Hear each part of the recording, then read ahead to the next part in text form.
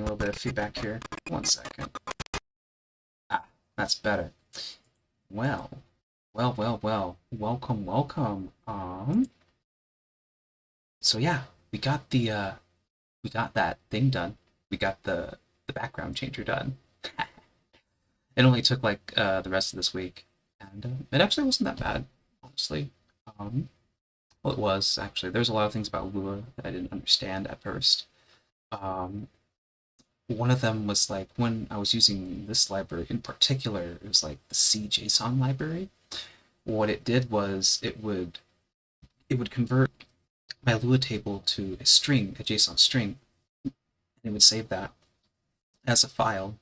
And then when it read it back, all the indices, all the like table indexes were now strings. And so in order for me to do math on them, wow, my face is like really sensitive. Hold on, give me 1 second here. I'm gonna fix that. Let's see here. I need to have like 2 settings for this, honestly, so I can like control that a little bit better. But you know, it's whatever. Um, let's see, right ear, left ear, right brow. Mouth open, dampen 2. Well, we're gonna set the tracking to 2, I think. Set it to 2, I think. We'll also set the other one to 2. Okay. Yeah, that's a little bit better, I think. Yeah, so that's a lot better. Especially since now my face is a lot closer to the screen. For some strange reason, I can't really get this consistent. I really wish I had Spout for this. Maybe one of these days I should just, you know, accept the fact that I need Spout, and I should just, you know, what's it, whine it with Linux, you know? So yeah, this actually works nowadays. So, let me just show you. I'm gonna have to do the danger screen. So give me 1 second. You're gonna see my setup here. Right? Yeah, it looks pretty crazy. Okay, let's go. All right, so right now I have it set up. It's not hooked up to the i3 config right now. So for now, you just kind of have to. I've added quite a few things since we talked. So change background and get a new random background. Let's just keep doing this for a while. See, it sets up the paths, right? And then we get our index of, and this is the folder it's pulling from, the backgrounds folder that it's pulling from. Here's the file that it's selected and the current index, right? So let's just keep doing that for a while. Oh, we got a random one. See, it does it randomly. It just kind of does this randomly, and it makes sure it's a unique index. Sorry, recovering from the cold. But yeah, make sure it has a recent index. C5. Oh yeah. I've noticed whenever I do like transparency with FAT, things get a little weird. So let's just take a look at this one for a second. Yeah, it gets a little weird, doesn't it? But maybe if we do this, oh, I'm not sure I want to do this. This might ruin everything I have if I press this button. But yeah. Anyways, it does some weird stuff.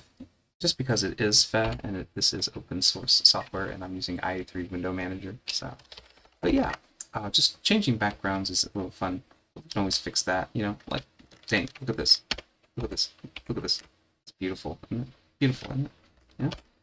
Well, that's not all I can do. It can't just do that. So it also takes 2 arguments, so we can actually step through, right? Boom. Next one is 2. We can go to the next one. 3. And then you get Scirocco. You haven't seen that one yet. Maybe you have. I don't know. Then we get 4. Got a nice little cyberpunk looking background right there. 5. Our classic, you know, our PNG test image that we were using. Let's go next. Oh, what happens? It goes back to 1. Great. So we got that working, right? Let's try previous. Let's see what happens. Oh, it's the same one. Oh, cool. It goes back through, doesn't it? It's awesome. It's just to prove that it can go back. I'm going to switch to this one. I'm going to say -p, which is previous. And do that. And that's the previous one. This is the next one. Previous. Next. So yeah, I still have to put this into my i3 config file, which I've already done on my laptop a few nights ago. I, you know, put my blood, sweat, and tears in this one, you know. So yeah, that's where we're at today on that one. If you want to download it, you can follow me on my GitHub. I should probably post this in like the VOD after this. I will post my GitHub, you know. You can find some of my stuff there, you know. And if you're running Linux and i3 Window Manager, you can like totally use this, you know, change it up how you like right now. So how it, I will go briefly how to install it, you know, because maybe the README isn't very clear. So yeah, let's go back to our scene here. Okay, cool. Okay. So hopefully that terminal isn't in the way. Okay, good. We're good. So here we go. This is the actual command itself. This is more of just like a shell script to kind of, you know, it's a wrapper around the actual, you know, command, the actual code, which is, you know, this. There it is. There it is. So yeah, what are we doing in this code? You know, I willingly step through this and just kind of show you around how it works. See, right now we had to do a lot of things. I was just, you know, just dealing with the Lua Rocks package manager. It was a little funky, you know, just a little funky.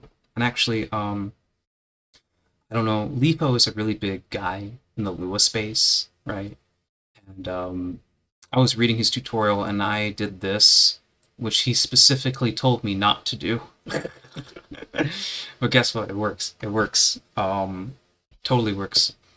So here, we set up the paths, right? Because we want this to take the Lua stuff from the local rocks that we have. That way, it doesn't matter what system you run this on. It's gonna work, or at least it should, as long as you have Fe installed and Lua 5.2, or you might be able to get away with like 5.3 or something, or a newer one. They should all be backwards compatible, I think. So don't quote me on that.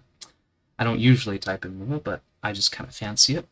So yeah, we have file system, we have our JSON parser, we have our argument parser, right?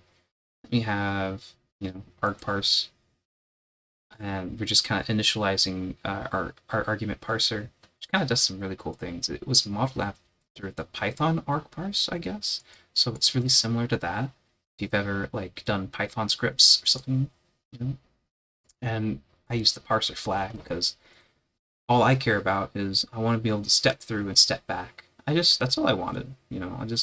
I mean, I was able to have the like random function in Fe, because in Fe you can just say random and it will give you a random image from a folder, and it'll do the little slideshow thing if you're into the slideshow thing. I'm not a big fan of the slideshow, honestly, so I'd rather just step through it and have it remember the one I'm really into, you know, for the time being. So yeah, this is kind of like a basic Lua script you could just kind of pull and just kind of play with, you know. Maybe it's not the most readable, I did just kind of hash this out in like 3 days, so like, yeah.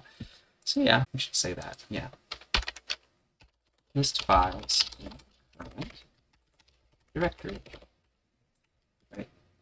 I know I said a lot of things that probably didn't make sense in the previous video, but we also have a function to check the index of the list. Why are we doing this? It's to make sure that once we, you know, check the folder, right, we're going to get a new set of images if someone has put in, like, you know, a new set of images, right? Like, say you want to put in more or less images into your backgrounds folder. In my case, it's bgpics. So, yeah, whenever you run this, make sure you have a directory called in your pictures directory, and it looks like this, or you have something called bgpics, because that's what it's going to look for. So you can like change it to whatever you want, but yeah, it is kind of annoying and I should fix it, but you know, 3 days to make this, so you know, I provide this as is, right?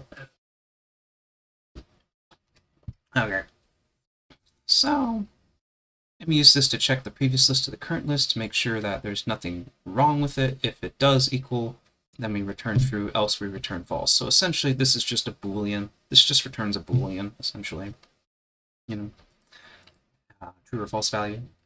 After we define this one, after we have list the current files in the directory, we load the previous JSON file. Now, there is a chance that there won't be a JSON file, created when you do this. And yeah, I'm not sure how that this probably needs more testing, honestly. So this will probably need a lot more testing. But so far, you can just kind of finagle it to work, and by finagle, I mean like run the install script and then just kind of like you know run the random code. Yeah, just run like change background this command right here, and it won't fail. It hasn't failed as far as I can tell. But if it does, please leave me an issue. You know, that would be lovely, and I will get right onto that. I promise. Okay. So yeah, we open the file. Read the contents. We pull out the current index, right? Why do we want to pull out the current index? Because we might want to save the index from where we're at, right? Let's say we want to later display the same image after we've shut down our computer and turned it back on again. That's a thing that could happen. And I'd have to make a new flag for that, honestly. And I'd have to make a new function for that, but I didn't think to do that still. But that was the idea behind that. So, we check index with list, our boolean. If it equals false, we print the list is changed, setting to random. So like, if we check these things and, oh yeah, that's what actually how it worked. So like I did test this and it did do the check index with list thing.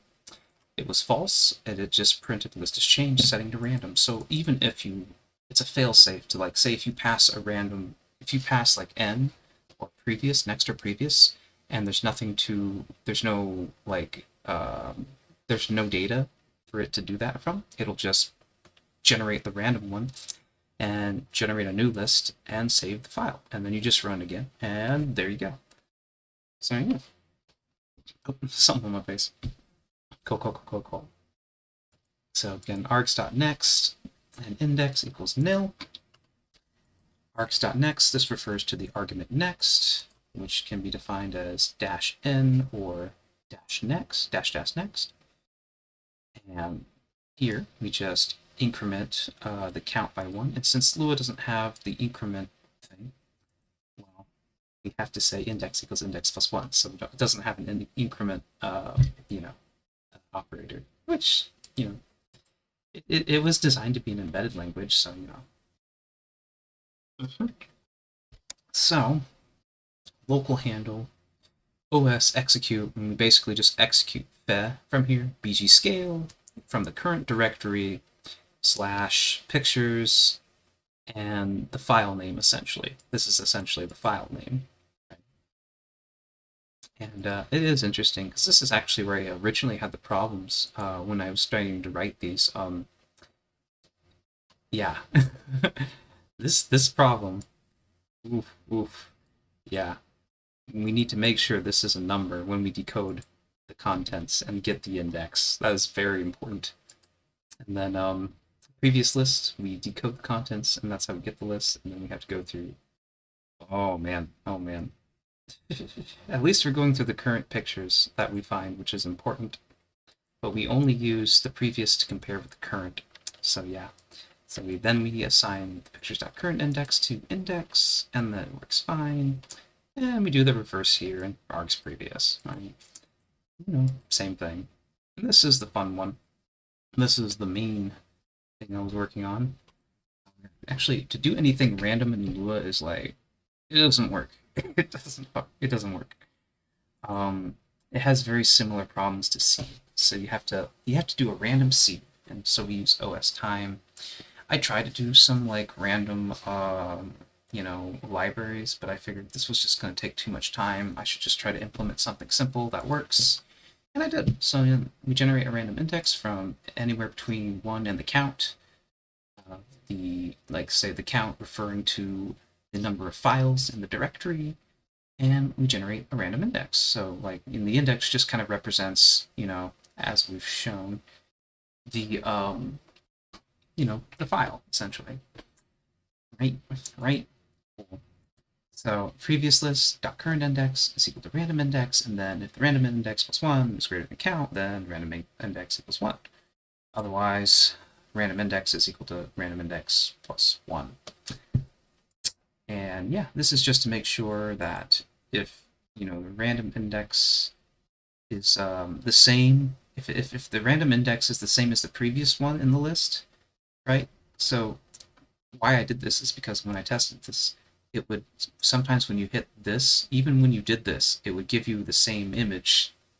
So I wanted to select like an actual, like a unique random one. So like this is just something I came up with to say if it equals this and say it's greater than the count, like say you got 5 randomly and you've got 5 the previous time, well, you can't exactly, you know, go outside of what you don't have, right? If you had 6, then it would just return an error and it would just error out. So we just set it back to the beginning of the list. This is, in this case, 1. And else, if it's like 1, then who cares? You just, like, say you found it at the beginning of the list, you just add 1 to it. You know, just add 1. Just pick the next one if you know, if the last one's the same. You know, pretty simple. And we just kind of do the same thing here. We print pictures, random index, all the stuff you see there when I showed you that earlier. And yeah. Yeah, and then each time we run this, we always save a new JSON file in the same directory as our pictures. But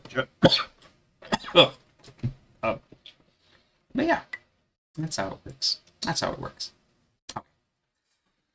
Okay. Let's get started. And oh wow, was that loud? I saw the level like go like way above. Okay. So let's go ahead and get started. I window composite. Let's see what's going on here. Oh yeah, here's the live stream. Here we go. Oh. So yeah, let's go ahead and do freecodecamp.com. Let's get started. Okay.